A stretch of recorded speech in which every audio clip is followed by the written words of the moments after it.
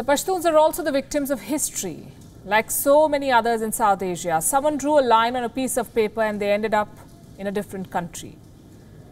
This is the story of another arbitrary border, one of the many bloody legacies of the British in South Asia. Pakistan and Afghanistan, Pakistan and India, India and China, India and Nepal, all the border disputes have their origin in the ill-conceived borders left behind by the British.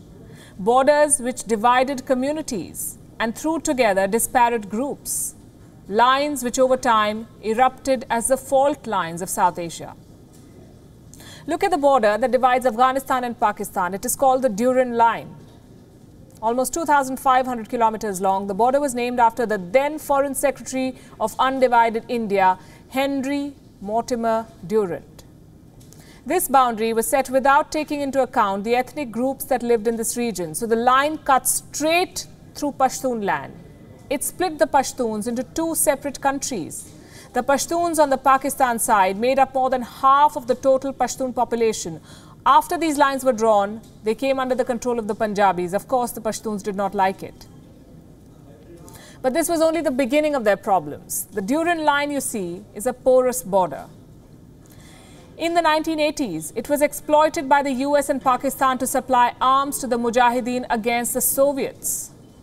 In the 1990s, the same porous border helped Pakistan in creating the Taliban, the same terror group that would eventually lead to decades of violence against the Pashtuns. As I said, the British committed many such border blunders in this region. You would probably know about this one, the Radcliffe Line, the one that created Pakistan. To draw the actual border, the British flew in a lawyer from London, Sir Cyril Radcliffe. He arrived a month before the British were supposed to leave India, 1 month before. Sir Radcliffe had never visited India before that. He knew very little about the region, but he was the man chosen to divide India. He used census maps to draw the borders. He divided districts on the basis of the dominant religious group that lived there. We all know what followed: communal riots that killed tens of thousands of people. Here's another border that continues to fester. This is the McMahon Line, proposed by British colonial administrator Sir Henry McMahon in 1914. The British drew this line. The Chinese do not accept it. In fact, in 1914, the Chinese envoy who attended the Shimla summit initialed the agreement, but he stopped short of signing it. Later, China rejected the line altogether and called the Shimla negotiations a British attempt to shore up Tibetan autonomy. What did the British do? They left the problem for India to solve.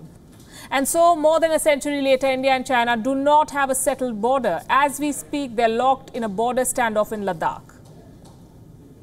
Then we have Nepal. Nepal surrendered a part of its western territory in 1816. That's when the Treaty of Sagoli was ratified. It defines the origin of the Kali River as Nepal's border point with India.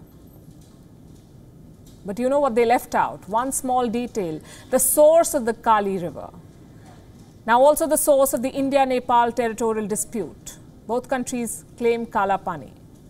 And so we have it, decades of disputes which these countries have not been able to solve. South Asia lives with the curse of this British legacy.